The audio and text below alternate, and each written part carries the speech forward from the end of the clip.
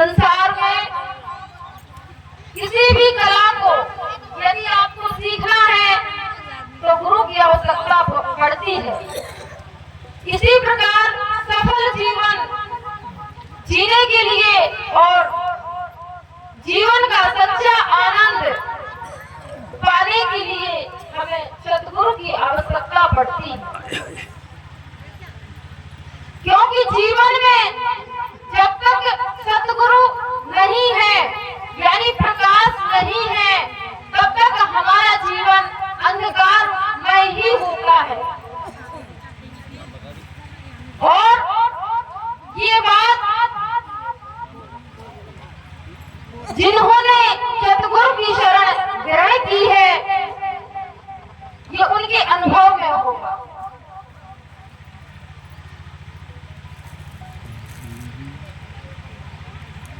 कहते हैं राम कृष्ण से को बड़ो तीन ही गुरु कीन और तीन लोक के वेदनी गुरु आगे आगे।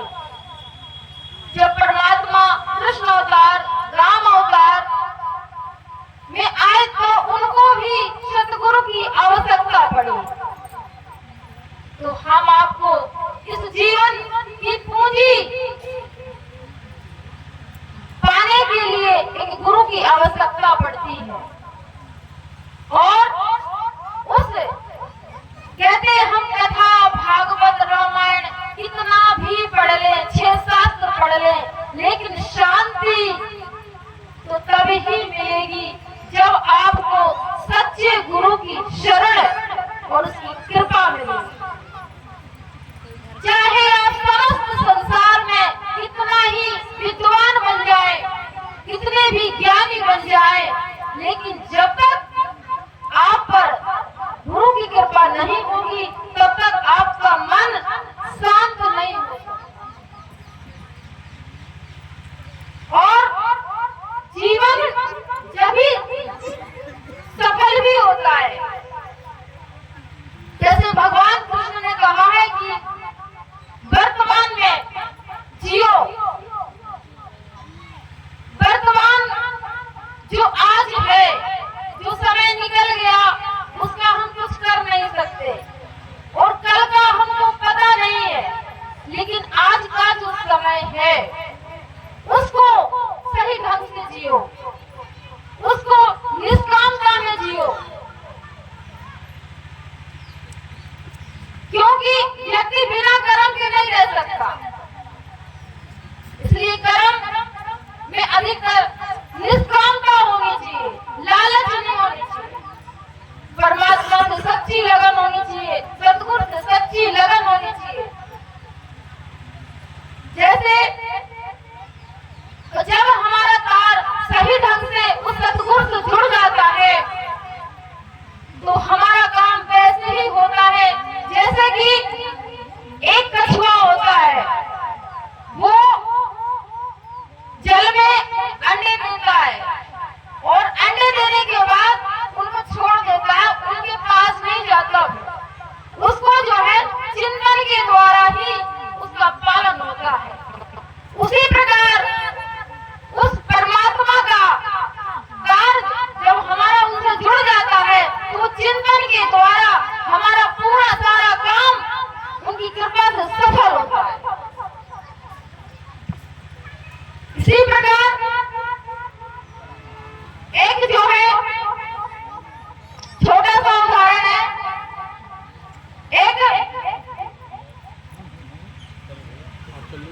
एक जो है गांव में पंडित जी थे, उन्होंने राम कथा का अध्ययन किया और वो कथा करते थे, पर एक संयोग की बात थी कि उनकी कथा को कोई सुनता नहीं था।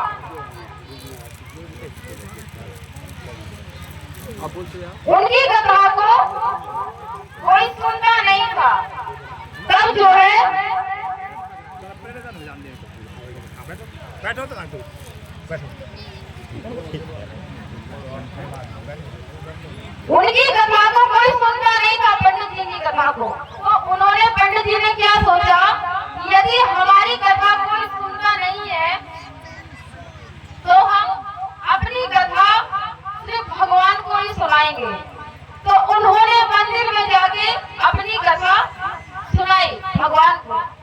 लास्ट दिन जब कथा होनी थी, समापन होना था उसका, तब हनुमान जी कहने लगे राम जी से, प्रभु इस भक्त ने हमको पूरी कथा सुनाई है पर उसको कोई कुछ नहीं मिला है, कोई दक्षिणा नहीं मिली है, तो कृपा करके कुछ इसको दीजिए। तो राम जी ने कहा कि ऐसा है, कल इसकी कथा का समापन होगा तो इसको 1000 रुपए देना है। तो उस टाइम पर गुरु महाराज जी के टाइम पे 1000 रुपए बहुत होते थे। तब